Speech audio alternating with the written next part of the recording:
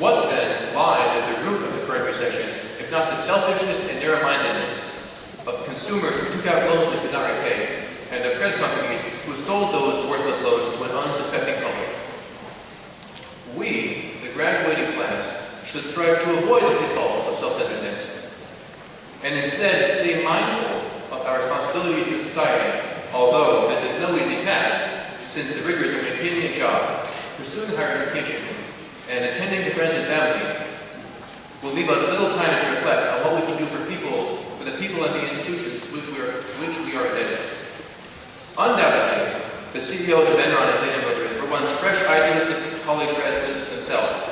Surely they were not always mustache-twirling villains who entered the ranks of the business community with the insidious intention of tearing down financial giants and bringing the world economy to its knees.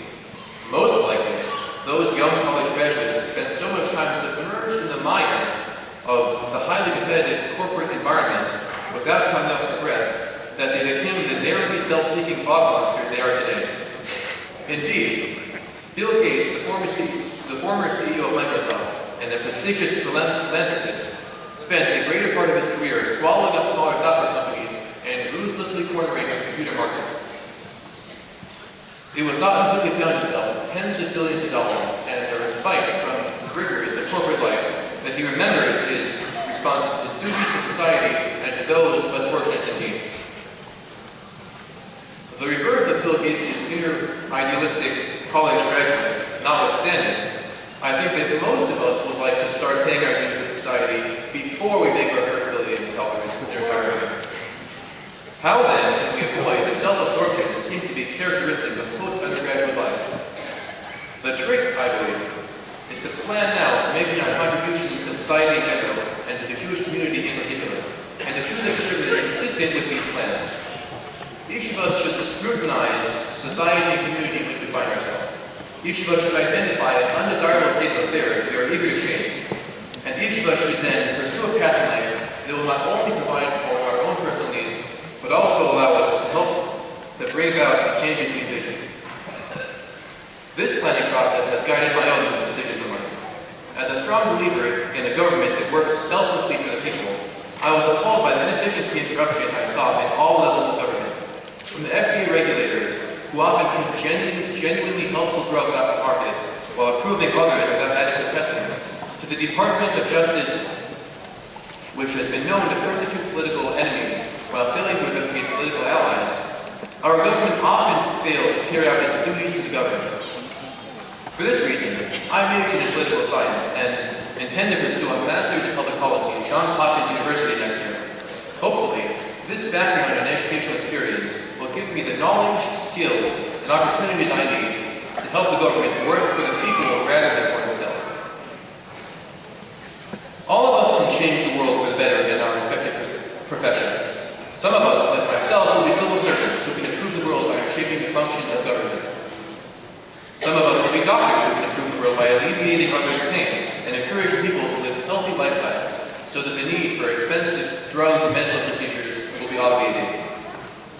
Some of us will be lawyers who can improve the world by defending the innocent, prosecuting the guilty, and representing worthy but perhaps unprofitable causes pro bono. The accountants among us can improve the world by dealing honestly with clients, and when necessary, blowing the whistle, the proverbial whistle, on deceitful corporate practices. And our speech therapists, social workers, and psychologists can improve the world by helping people articulate their hitherto unexpressed or misunderstood needs and aspirations. Perhaps most importantly, all of us here must remember that our duty is to our families, to our educational institutions, and to our religious communities. The best way to avoid the mire of self-absorption is to bear in mind that our actions reflect upon our upbringing, our education, and our religion. It behooves us to reflect well upon these things by choosing the right path in life. What is the right path in life? In the words of Rabbi Yehuda Nasi, Eizo hi derech yeshara sheyover lo adam, kol shehi tiferes lo seva v'tiferes lo ben adam. The right path in life is the one that will bring credit to us and will bring us credit from our fellow human beings, presumably for services rendered thereto. Observing this graduating class, I see a group of eager and inspired individuals who want to make a positive difference in the world. The world today is in sore need of great people who can expand rather than collapse our economies, who can purify rather than corrupt our medical and legal systems, and who can mend rather than fragment our communities. At this crucial juncture in our lives, let us go out in the world and strive to be idol, great people who shoulder not only our own burdens but also those of others. If we do this, then I think that congratulations will truly be in order. Thank you all and good night.